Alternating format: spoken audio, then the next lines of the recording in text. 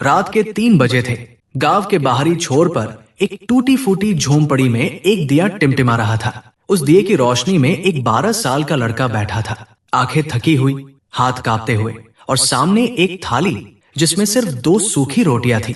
न घी, न सब्जी, न नमक भी ठीक से। उसका नाम था रोशन। रोशन ने वो रोटी उठाई, उसे देखा जैसे कोई किसी कीमती चीज को देखता है, और फिर धीरे धीरे खाने लगा। हर निवाले के साथ उसकी आंखों में एक अजीब सी चमक थी।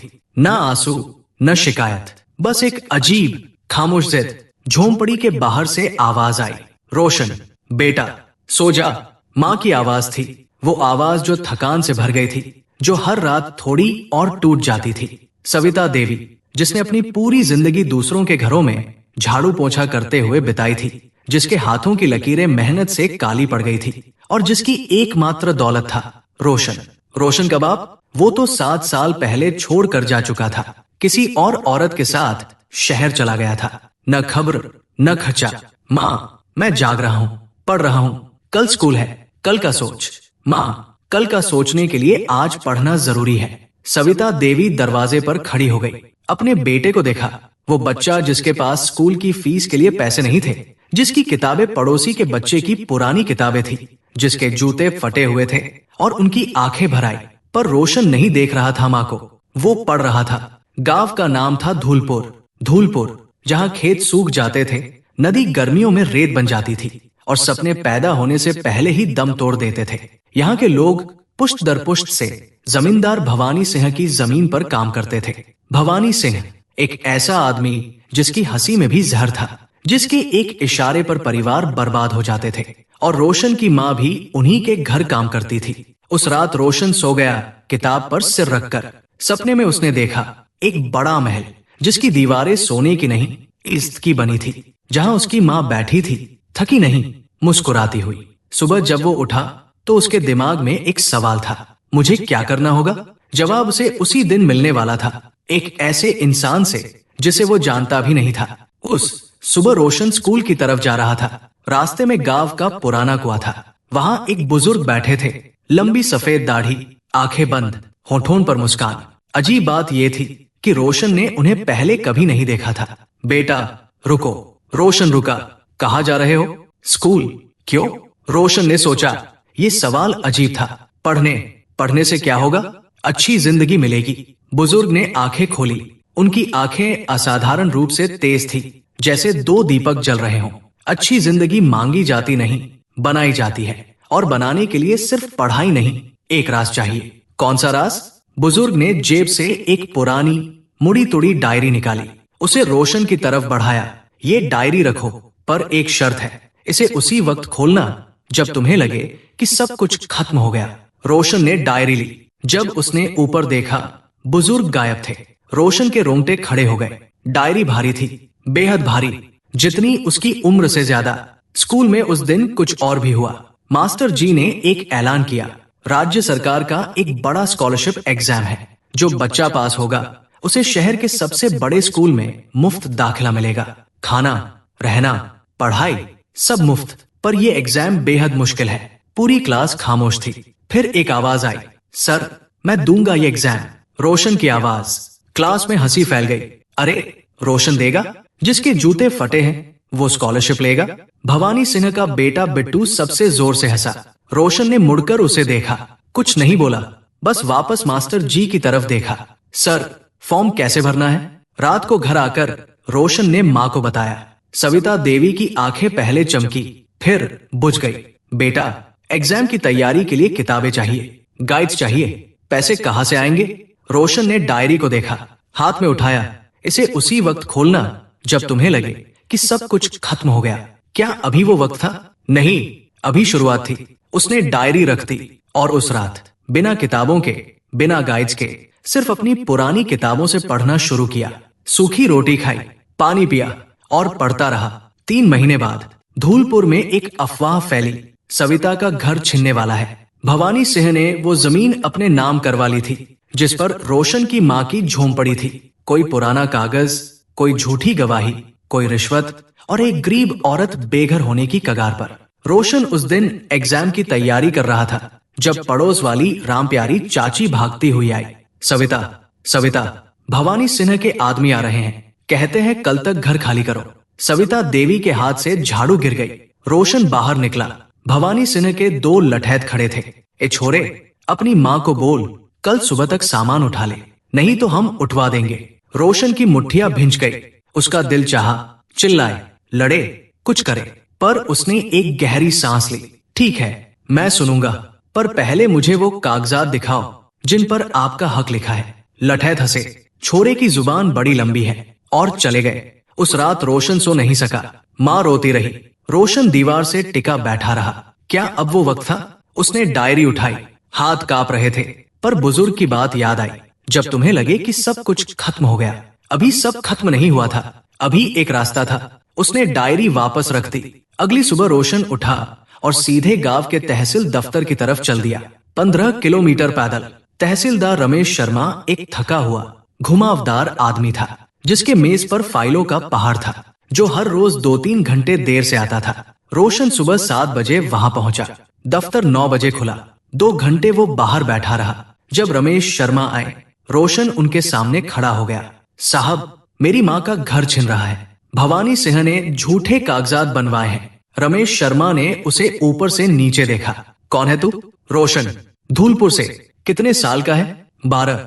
रमेश शर्मा ने एक लंबी सांस ली, फिर कुछ सोचा। देख, भवानी सिन्हा बड़ा आदमी है, उसके खिलाफ कुछ करना आसान नहीं।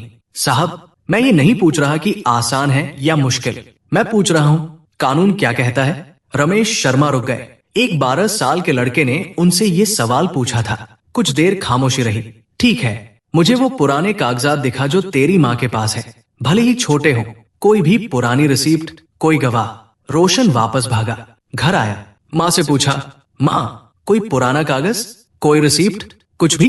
सविता देवी ने एक पुरानी टीन की डिब्बी निकाली। उसमें था बिजली का पुराना बिल जो 8 साल पहले का था। उस पर पता था सविता देवी, धूलपुर। बस यही था, पर रोशन के लिए यही काफी था। वो फिर भागा। तहसीलदार रमेश शर्मा ने बिल देखा, कुछ सोचा, फिर उन्होंने एक नोटिस निकाला। भवानी सिन्हा के खिलाफ एक इंक्वायरी नोटिस जाएगी। जब तक इंक्वायरी चलेगी, घर से कोई नहीं निकाल सकता। रोशन की सांस रुकी थी। सच में? हाँ, पर सुन, भवानी सिन्हा बड़ा आदमी है, वो इस नोटिस को दबा देगा। तुझे कोई बड़ा वकील चाहिए, कोई जो डरे नहीं। वो कहाँ मिलेगा? रमेश शर्मा ने एक पल रुककर कहा, शहर में एक आदमी है, वकील साहब, अमर सिंह। वो गरीबों के लिए मुफ्त लड़ता है, पर वो बहुत मुश्किल से मिलता है, और उससे मिलना आसान नहीं। रोशन ने एक गहरी सांस ली। मुझे रास्ता बताइए। उस रात रोशन घर लौटा। माँ को नोटिस की बात बताई। सविता देवी ने बेटे को गले लगाया। तूने ये सब कैसे किया? माँ, तुमने मुझे सूखी रोटी खिलाई, पर कभी झूठ नहीं सिखाया। उसी रोटी ने मुझे ताकत दी। माँ रोई।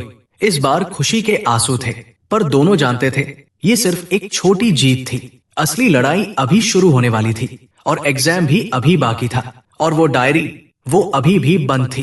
पहली बार रोशन शहर गया। 30 किलोमीटर दूर नगरपुर। उसने पहले कभी शहर नहीं देखा था। इतनी बड़ी इमारतें, इतने लोग, इतना शोर। वो एक पल के लिए रुक गया। ऐसा लगा जैसे किसी और दुनिया में आ गया हो, पर रुकने का वक्त नहीं था। उसकी जेब में सिर्फ 40 रुपए थे। माँ ने अपनी बचत से निकाले थे। तहसीलदार ने जो पता दिया था वो था वकील अमर सिंह, पुराना कोर्ट रोड, नगरपुर। रोशन पैदल चला। पुराना कोर्ट रोड एक संकरी गली में था। वहाँ छोटे छोटे वकीलों के दफ्तर थे। रोशन ने कई लोगों से पूछा, अमर सिंह वकील? ज्यादातर ने अनजानी नजरों से देखा, कुछ ने कंधे उचकाए। फिर एक पान की दुकान वाले ने बताया, अरे अमर सिंह, वो तो शहर से बाहर चले गए 6 महीने पहले। सुना है किसी बड़े केस में है। रोशन का दिल डूबा। कहाँ गए? पता नहीं। उनका कोई पुराना असिस्टेंट था, राकेश। वो शायद अभी भी यही है। रोशन ने राकेश को ढूंढा। राकेश एक थके हुए 35 साल के आदमी थे।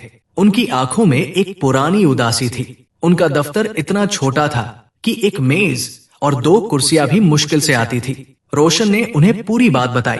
राकेश ने सुना चुपचाप, फिर बोले, देख भाई, अमर सिंह साहब अभी अवेलेबल नहीं है, पर तेरा केस मैं देख सकता हूँ। पर साहब ने कहा था, अमर सिंह जो डरे नहीं। राकेश एक पल के लिए रुके, फिर हल्की हंसी आई। तू 12 साल का है और इस तरह बात करता है? हाँ ठीक है, मुझे वो सब डॉक्यूमेंट्स दे जो तेरे पास है, मैं कोशिश करता हूँ। रोशन 3 दिन में वापस आया डॉक्यूमेंट्स लेकर। राकेश ने डॉक्यूमेंट्स देखे, कुछ देर सोचते रहे, फिर बोले ये केस जीता जा सकता है, पर भवानी सिन्हा के पास पैसा है, ताकत है, वो इसे लंबा खींचेगा। तुझे धैर्य रखना होगा। कितना वक्त लगेगा? 6 महीने, शायद 1 साल। रोशन ने एक गहरी सांस ली। एग्जाम 2 महीने बाद है। राकेश ने उसे देखा। कौन सा एग्जाम? रोशन ने स्कॉलरशिप एग्जाम की बात बताई। राकेश चुप रहे, फिर उनकी आंखों में कुछ बदला। रोशन, मैं तुझसे एक बात कहूं, मैं भी कभी तेरी तरह था। गांव से आया था, गरीब था, पर स्कॉलरशिप मिली, पढ़ा, वकील बना। फिर जिंदगी ने कुछ और सिखाया। उनकी आवाज में दर्द था। क्या हुआ? वो बाद में। पहले तू एग्जाम की तैयारी कर, मैं केस देखता हूँ। और हाँ, मेरी फीस कुछ नहीं, तेरे जैसे केसेस के लिए नहीं। रोशन उस दिन देर शाम वापस लौटा। रास्ते में एक टी स्टॉल पर रुका, चाय पी, एक बिस्कुट खाया, और अचानक उसे महसूस हुआ उसकी जेब में कुछ था। वो डायरी। उसने उसे देखा। आज पहली बार उसे खोलने का मन हुआ, पर उसने अभी भी नहीं खोली। जब सब कुछ खत्म लगे। अभी सब कुछ खत्म नहीं हुआ था, पर कुछ तो था उस डायरी में जो उसे बेचैन करता था। उस रात घर लौटकर रोशन ने देखा, माँ बुखार में थी। भवानी सिन्हा के लठैतों ने दिन में आकर माँ को डराया था, धमकाया था। माँ घबराकर बीमार पड़ गई थी। रोशन रात भर जागता रहा, माँ का सिर सहलाता रहा। सुबह 4 बजे जब माँ का बुखार थोड़ा कम हुआ, रोशन उठा। उसने वो बची हुई सूखी रोटी उठाई, खाई और पढ़ने बैठ गया। उसी हफ्ते एक और घटना हुई। बिट्टू, भवानी सिन्हा का बेटा, रोशन के पास आया। सुना है तू स्कॉलरशिप एग्जाम दे रहा है? हाँ, जानता है, मैंने भी फॉर्म भरा है, और मेरे पास बेस्ट टीचर्स है, बेस्ट बुक्स है। तेरे पास क्या है? रोशन ने उसे देखा। लगन। बिट्टू हंसा। लगन से पेट नहीं भरता। रोशन ने जवाब नहीं दिया, पर उस रात उसने ज्यादा मेहनत से पढ़ा और डायरी को एक बार फिर देखा। एक रहस्यमय डर था, अगर खोलूं तो क्या होगा, और अगर नहीं खोलूं तो। उसने डायरी वापस रखी और सो गया। एग्जाम से 2 दिन पहले रोशन की तैयारी पूरी थी। उसने 2 महीने में वो पढ़ा था जो बच्चे 2 साल में पढ़ते हैं। रातें जागकर, सूखी रोटी खाकर, माँ के आंसू पोंछकर। पर उस रात कुछ हुआ। भवानी सिंह ने स्कूल के हेडमास्टर पर दबाव डाला, रोशन का नाम एग्जाम लिस्ट से हटाओ। हेडमास्टर एक डरपोक आदमी था, उसने हटा दिया। अगली सुबह जब रोशन स्कूल गया, मास्टर जी ने बुलाया, रोशन, तेरा नाम लिस्ट में नहीं है। रोशन को लगा जमीन हिल गई। क्यों? वो एडमिनिस्ट्रेटिव इशू है। रोशन ने मास्टर जी की आंखों में देखा, समझ गया। बाहर निकला, कुएं के पास बैठ गया। पहली बार आंखें भर आई। 2 महीने की मेहनत, माँ की तकलीफ, राकेश वकील साहब की कोशिश, सब बेकार। उसके हाथ में डायरी थी। जब तुम्हें लगे कि सब कुछ खत्म हो गया, क्या यही वो लम्हा था? हाँ, पहले पन्ने पर लिखा था, रोशन, अगर तुमने ये डायरी खोली है तो तुमने तब तक इंतजार किया जब वाकई जरूरत थी। ये तुम्हारा पहला इम्तिहान था और तुम पास हो गए। रोशन की सांस रुकी। वो बुजुर्ग मुझे जानते थे। अगला पन्ना, उसने डायरी खोली। मेरा नाम है दयाशंकर, मैं तुम्हारे दादा का दोस्त था। तुम्हारे दादा ने मरने से पहले मुझसे कहा था, मेरे पोते रोशन को जब सही वक्त आए ये डायरी दे देना। तुम्हारे दादा जानते थे कि तुम्हारी माँ मुश्किल में होगी, और ये भी जानते थे कि तुम हार नहीं मानोगे। रोशन की आंखें भर आई। दादा, जिन्हें वो कभी मिला नहीं था, जो उसके पैदा होने से पहले चले गए थे। अगला पन्ना, इस डायरी में 3 चीजें हैं। पहली, तुम्हारे दादा की जमीन का असली दस्तावेज जो भवानी सिंह ने चुराया था पर पूरा नहीं चुरा पाया। एक नकल तुम्हारे दादा ने मेरे पास रखी थी। दूसरी, एक नाम और पता, वो आदमी जो इस जमीन का असली गवाह है। तीसरी, एक चिट्ठी, वो तुम्हारे एग्जाम के लिए है, पढ़ो। रोशन ने जमीन का दस्तावेज निकाला, कांपते हाथों से पढ़ा। उसके दादा लाला रामदीन की जमीन थी, 20 बीघे, जो भवानी सिन्हा के बाप ने धोखे से हड़प ली थी, और अब उनकी झोंपड़ी जिस जमीन पर थी वो भी उन्हीं की थी। दूसरा नाम था बुधिया काका, जो धूलपुर के पास एक छोटे गांव में थे। और तीसरी चिट्ठी। रोशन ने पढ़ी, बेटा, एग्जाम के लिए एक बात, डिस्ट्रिक्ट कलेक्ट ऑफिस में एक प्रोविजन है, अगर किसी बच्चे का नाम गैरकानूनी तरीके से लिस्ट से हटाया जाए तो वो डायरेक्टली कलेक्ट को पेटिशन दे सकता है। ये प्रोविजन 1997 से है। पेटिशन फॉर्म 9 7B भरो। आज भी देर नहीं हुई। रोशन खड़ा हो गया, आंखें सूखी थी, दिल मजबूत था। वो सीधे डिस्ट्रिक्ट कलेक्टर ऑफिस गया। 25 किलोमीटर, बस का किराया नहीं था, पैदल चला। 3 घंटे बाद ऑफिस पहुंचा। वहां एक महिला ऑफिसर थी, मिसेस प्रिया मल्होत्रा। तेज, कड़क पर न्यायप्रिय। रोशन ने फॉर्म 7B भरा। मिसेस मल्होत्रा ने पढ़ा। ये सच है? भवानी सिंह ने दबाव डाला। हाँ मैम। तुम्हारे पास सबूत है? नहीं, पर मास्टर जी के चेहरे पर था। मिसेस मल्होत्रा ने उसे देखा, फिर उन्होंने फोन उठाया। हेडमास्टर जी? हाँ, मैं कलेक्ट ऑफिस से बात कर रही हूँ। रोशन का नाम कल सुबह तक लिस्ट में होना चाहिए, नहीं तो मैं खुद आऊंगी। फोन रखा। रोशन की आंखें भर आई।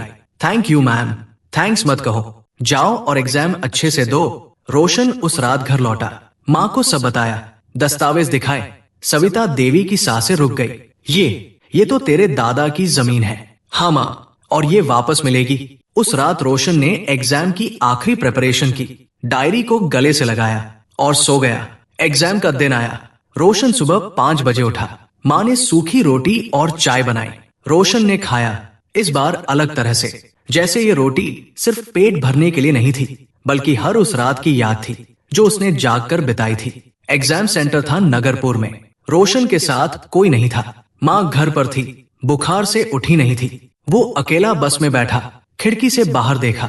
खेत थे, सूखे, धूल भरे। एक दिन इन खेतों में पानी होगा। एग्जाम हॉल में घुसा। बिट्टू वहां था, उसके साथ 3 और बच्चे थे, सब शहर के, अच्छे स्कूल्स के। बिट्टू ने रोशन को देखा। तू आ गया? सोचा था तेरा नाम लिस्ट में नहीं था, वापस आ गया।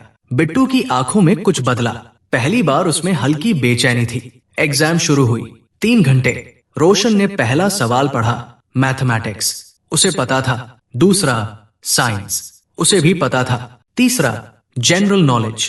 एक सवाल था, 1997 में किस प्रोविजन के तहत एक छात्र कलेक्ट को डायरेक्टली पिटीशन दे सकता है? रोशन मुस्कुराया। उसने लिखा, form 7B, provision under state education act 1997। Diary की वो चिट्ठी काम आई थी। 3 घंटे बाद एग्जाम खत्म हुई। रोशन बाहर निकला, बिट्टू भी निकला। वो रोशन के पास आया। कैसा गया? ठीक, तुम्हारा? बिट्टू कुछ देर चुप रहा। तू अजीब है। क्यों? सब कुछ होने के बाद भी तू डरा नहीं। मैं होता तो। रोशन ने उसे देखा। पहली बार बिट्टू में एक इंसान दिखा, एक डरा हुआ, बाप के साए में दबा हुआ लड़का। तुम्हें भी डर नहीं लगना चाहिए। बाप की छाया में रहोगे तो खुद की रोशनी कब देखोगे? बिट्टू कुछ नहीं बोला। उसी दिन शाम को एक और तूफान आया। भवानी सिन्हा को पता चला कि रोशन के पास जमीन के दस्तावेज है। उन्होंने अपने गुंडे भेजे। रोशन घर नहीं था, शहर से वापस आ रहा था। माँ अकेली थी। जब रोशन घर पहुंचा, दरवाजा टूटा हुआ था, सामान बिखरा हुआ था। माँ एक कोने में बैठी थी, हाथ पर चोट थी। रोशन की सांसें रुक गई। माँ, बेटा, मैं ठीक हूँ। उन्होंने मारा, धक्का दिया। रोशन का दिल जलने लगा, पर उसने खुद को रोका। डायरी मैंने पहले ही छुपा दी थी। माँ ने एक पुरानी ईंट की ओर इशारा किया। ईंट के नीचे डायरी थी। उस रात रोशन ने राकेश वकील को फोन किया। साहब, उन्होंने माँ पर हाथ उठाया। राकेश की आवाज बदल गई। ये गलती उन्होंने की, अब ये केस क्रिमिनल भी बनेगा। कल सुबह FIR कराओ, मैं साथ आऊंगा। साहब, क्या हम जीत सकते हैं? राकेश एक पल चुप रहे। रोशन, मैंने पहले कहा था कि मेरे साथ भी कुछ हुआ था, सुनना चाहोगे? हाँ, मैं भी एक गांव से था। मेरे बाप की जमीन एक जमींदार ने ली थी। मैंने लड़ाई की, 10 साल लड़ा, हारा भी, जीता भी। पर उस लड़ाई में मैंने एक चीज सीखी, ताकत पैसे में नहीं, सच में होती है। और सच अगर अच्छे हाथों में हो तो वो जीतता है। आप जीते? हाँ, और तू भी जीतेगा। रोशन ने माँ को गले लगाया। 6 महीने बाद, कोर्ट का आखिरी दिन। धूलपुर का पूरा गांव इकट्ठा था, कुछ रोशन के साथ, कुछ भवानी सिन्हा के साथ। जज ने केस की सुनवाई शुरू की। राकेश ने 3 गवाह पेश किए। पहला, बुधिया काका, जिनका नाम डायरी में था। उन्होंने बताया कैसे 30 साल पहले भवानी सिन्हा के बाप ने रामदीन की जमीन हड़पी थी, कैसे डर से किसी ने आवाज नहीं उठाई। दूसरा, रमेश शर्मा तहसीलदार, जिन्होंने खुद माना कि भवानी सिंह ने उन पर दबाव डाला था, पर उन्होंने नोटिस जारी की थी। तीसरा, मिसेस प्रिया मल्होत्रा, कलेक्ट ऑफिसर। भवानी सिन्हा के वकील ने बहुत कोशिश की, डॉक्यूमेंट को फेक बताया, गवाहों को झूठा बोला, पर जमीन के दस्तावेज पर जो मुहर थी वो 1971 की थी, जिसे कोई फेक नहीं कर सकता था। जज ने फैसला सुनाया। ये कोर्ट निर्णय करती है, सविता देवी और उनके पुत्र रोशन के नाम पर 20 बीघे जमीन वापस होगी। भवानी सिन्हा पर क्रिमिनल इंटिमिडेशन का मुकदमा चलेगा और जो घर था वो कानूनी रूप से सविता देवी का है। कोर्ट में शोर मच गया। भवानी सिन्हा का चेहरा सफेद पड़ गया। सविता देवी की आंखों से आंसू बह रहे थे। रोशन खड़ा था, शांत, आंखें बंद। वो उस कुएं को याद कर रहा था जहां बुजुर्ग मिले थे, उस डायरी को, उन रातों को, उन सूखी रोटियों को।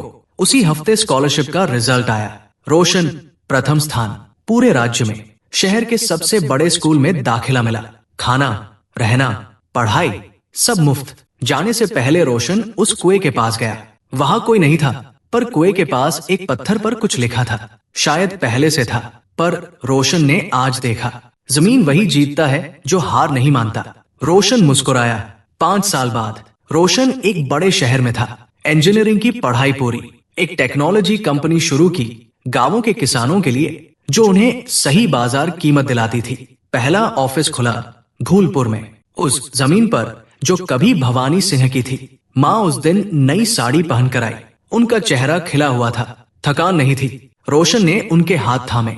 माँ, याद है वो रात? कौन सी? जब मैंने तुमसे कहा था। सूखी रोटी ने मुझे ताकत दी। माँ की आंखें भर आई। हाँ, आज मैं तुम्हें एक बात बताना चाहता हूँ। वो रोटी सच में जादुई थी। उसमें तुम्हारी मेहनत थी, तुम्हारी इज्जत थी, तुम्हारी दुआ थी। वो रोटी किसी महल की दावत से ज्यादा कीमती थी। माँ ने बेटे को गले लगाया। उस दिन ऑफिस के उद्घाटन पर बहुत लोग आए। राकेश साहब भी आए, मिसेज मल्होत्रा भी, रमेश शर्मा तहसीलदार भी रिटायर हो चुके थे पर आए। और एक और आदमी आया, बिट्टू, भवानी सिंह का बेटा। रोशन ने उसे देखा। बिट्टू आगे बढ़ा, हाथ मिलाया। रोशन, मुझे माफ करो, मैं जो हुआ वो गलत था। रोशन ने एक पल देखा। बिट्टू, मुझे तुमसे कोई दुश्मनी नहीं थी, कभी नहीं थी। तुम्हारे बाप की वजह से तुम्हारी माँ को तकलीफ हुई। हाँ, पर वो तुम नहीं थे। बिट्टू की आंखें नम थी। मुझे भी कुछ करना है। मेरे बाप ने जो किया मैं उसे ठीक करना चाहता हूँ। रोशन ने उसका कंधा थपथपाया। तो आओ, साथ काम करते हैं। उस शाम रोशन अकेला बैठा था। उसने डायरी निकाली, पिछला पन्ना पढ़ा जो उसने पहले नहीं पढ़ा था। रोशन, जब तुम ये पन्ना पढ़ रहे हो, तुम जीत चुके होगे।